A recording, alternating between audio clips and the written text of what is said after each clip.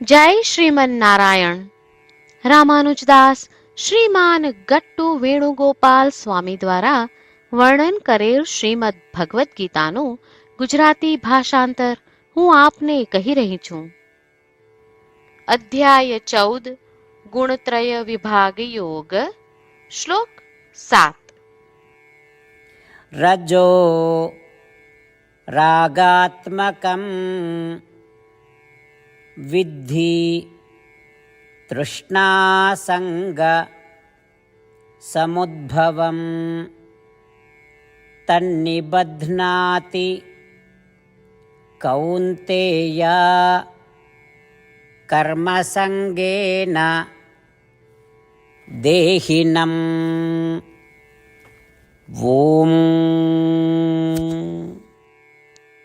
ગીતાચાર્ય શ્રી કૃષ્ણ પરમાત્મા અર્જુન સાથે આપણને બધાને ગુણત્રય વિભાગ યોગ શીખવી રહ્યા છે. પરમાત્મા કહે છે, અર્જુન, રજોગુણની વિશેષતા વાસના છે. તે સાંસારિક ઈચ્છાઓ અને આસક્તિમાંથી ઉત્પન્ન થાય છે. તે પુરુષો અને સ્ત્રીઓ વચ્ચે પારસ્પરિક ઈચ્છા, અતિશય આસક્તિ અને ઇન્દ્રિય સુખની ઈચ્છા ઉત્પન્ન કરે છે. રજોગુણ સગા સંબંધીઓ સાથે સંબંધ બાંધવાની, કુટુંબ અને સંપત્તિ પ્રત્યે અત્યાધિક આસક્તિની ઈચ્છાને પ્રોત્સાહન આપે છે. જ્યારે આવી ઈચ્છાઓ ઉત્પન્ન થાય છે, ત્યારે શરીરમાં સ્થિત આત્મા તેને પૂર્ણ કરવા માટે કર્મો કરે છે. આ કર્મોના પરિણામોનો અનુભવ કરવા માટે આત્મા તેમને અનુરૂપ જન્મ લે છે. આ પ્રમાણે રજોગુણ શરીરમાં સ્થિત આત્માને બાંધે છે. આમ શ્રી કૃષ્ણ પરમાત્મા રજોગુણનો પ્રભાવ અને તે આપણને કેવી રીતે બાંધે છે તે સમજાવી રહ્યા છે. આથી સત્વગુણ વિકસાવવા અને રજોગુણને નિયંત્રિત કરવા, સત્વગુણ કે રજોગુણના બંધનથી બંધાયેલા ન રહેવા, ચાલો આપણે આપણી સર્વે પ્રવૃત્તિઓ શ્રી કૃષ્ણ પરમાત્માની સેવા સ્વરૂપે અને શ્રીમન નારાયણના સાધન સ્વરૂપે કરીએ. શ્રી કૃષ્ણ પરમાત્માના ઉપદેશોનું મનન કરતા ચાલો આપણે શ્રીમન નારાયણને પ્રાપ્ત કરવાના ઉદ્દેશ્ય સાથે આપણા શરીરનો ઉપયોગ કરવાનું આરંભ કરીએ.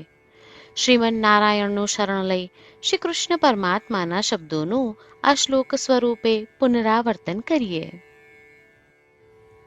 રજોરાગાત્મકં વિદ્ધિ તૃષ્ણાસંગસમુદ્ભવં તન્નિબધ્નાતિ કૌન્તેય કર્મસંગેન દેહિનમ. શ્રી કૃષ્ણ પરમાત્માએ આખી ભગવદ્ ગીતાનો સાર અધ્યાય 18ના શ્લોક 65 થી 70માં 8 ઉપદેશ દ્વારા કહ્યો છે. શ્રી કૃષ્ણ કહે છે, જે મારા આ 8 ઉપદેશ અનુસરે છે તે મને પ્રિય છે. એ સર્વે ભક્તોનું હું બધી જ રીતે રક્ષણ કરીશ. શ્રી કૃષ્ણ પરમાત્મા પાસેથી આખી ભગવદ્ ગીતા સાંભળ્યા પછી અર્જુન કહે છે, કરીશ્યે વચનમ તવ. એટલે, કૃષ્ણ, હું તમારી આજ્ઞાનું પાલન કરીશ. તમે કહો છો એમ કરીશ. અને આથી જ શ્રી કૃષ્ણએ દરેક પ્રકારના યશ અને વિજય અર્જુનને આપ્યા છે. તો ચાલો આપણે પણ પરમાત્માને 8 વાતો પાળવાનું વચન આપીએ. પરમાત્માને આપેલા વચનથી મોટી કોઈ પૂજા, તપ કે યજ્ઞ નથી. 8 પ્રતિજ્ઞાઓ જે આપણે લેવી જોઈએ તે હું હવે કહું છું. આપ સૌ પણ એનો મન અને હૃદયથી વિચાર કરો. આ રીતે શ્રી કૃષ્ણને વચન આપતી વખતે આપણે સૌ શ્રી કૃષ્ણની હસતી મુખમુદ્રાનો મનમાં વિચાર કરીએ અને પરમ આનંદનો અનુભવ કરીએ. જય શ્રીમન નારાયણ. આપણા 8 વચનો આ પ્રમાણે છે. આપણું પહેલું વચન, હે શ્રીમન નારાયણ, તમારા ઉપદેશ પ્રમાણે હું હંમેશા તમારું ધ્યાન અને ચિંતન કરીશ. આપણું બીજું વચન, હે શ્રીમન નારાયણ, તમે કહ્યું છે તેમ હું સદાય તમારી ભક્ત રહીશ. આપણું ત્રીજું વચન, હે શ્રીમન નારાયણ, હું મારા કર્મો તમને સંતોષ થાય તેમ અને તમારી સેવા માટે કરીશ. આપણું ચોથું વચન. હે શ્રીમન્નારાયણ, તમે અનુસરવા કહ્યું છે તેમ મને પૂર્ણ શ્રદ્ધા છે કે હું તમારી છું.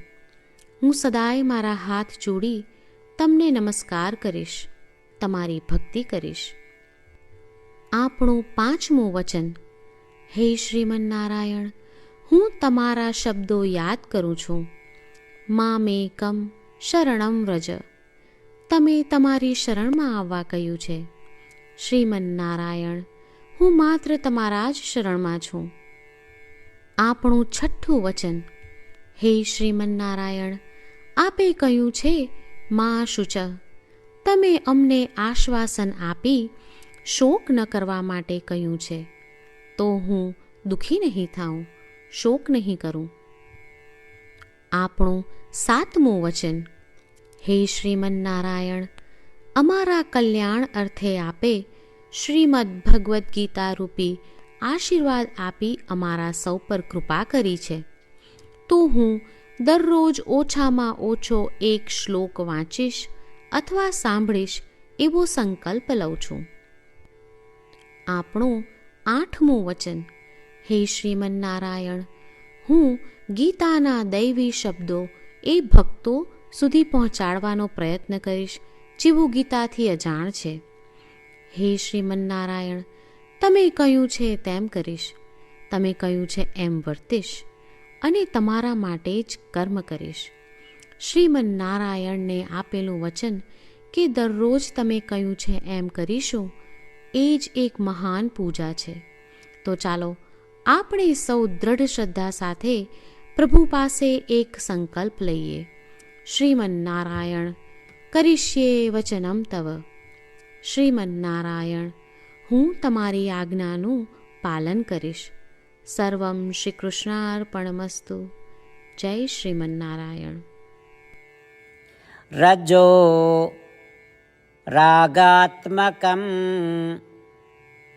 વિદ્ધિ તૃષ્ણાસંગ સમુદ્ભવં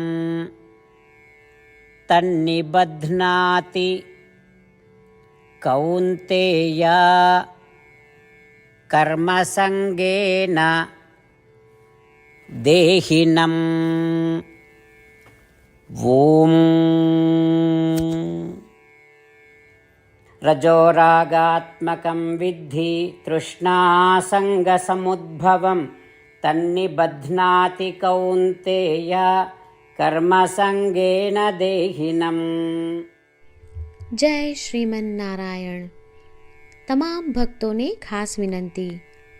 આપણા જીવનની દરેક બાબતોમાં આપણે તાત્કાલિક અને અસરકારક પરિણામો ઈચ્છીએ છીએ.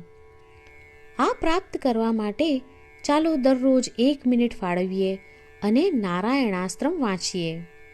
નારાયણાસ્ત્રમ મેળવવા માટે તેની વેબસાઇટ જે www.narayanaastram.org છે તેના પર જાઓ અને રજિસ્ટ્રેશનમાં તમારું નામ અને ઈમેલ આપો. તમે આપેલા ઈમેલ પર તમને નારાયણાસ્ત્રમ PDF પ્રાપ્ત થશે. PDFમાં રામાયણનો 1 શ્લોક, ગીતાનો 1 શ્લોક અને એક વિષ્ણુ નામ છે. આ 3ને નારાયણાસ્ત્રમ કહેવામાં આવે છે. દરેક વ્યક્તિને આ શ્લોકોનું અલગ અલગ સંયોજન પ્રાપ્ત થાય છે. જ્યારે દરેક વ્યક્તિ 24,000 ભક્તો સાથે તેમના નારાયણાસ્ત્રમને દરરોજ વાંચે છે અથવા સાંભળે છે, ત્યારે સમગ્ર રામાયણનું 1 વાર પારાયણ, શ્રીમદ્ ભગવદ્ ગીતાનું 33 વાર પારાયણ અને વિષ્ણુ સહસ્ત્ર નામનું 24 વાર પારાયણ રોજ પૂર્ણ થાય છે. આ એક અદ્ભુત અને અસાધારણ પરિણામ છે. તેથી તમે અને તમારા પરિવારના સભ્યો તરત જ વેબસાઇટ પર જાઓ અને તમારું નારાયણાસ્ત્રમ મેળવો. જય શ્રીમન્નારાયણ.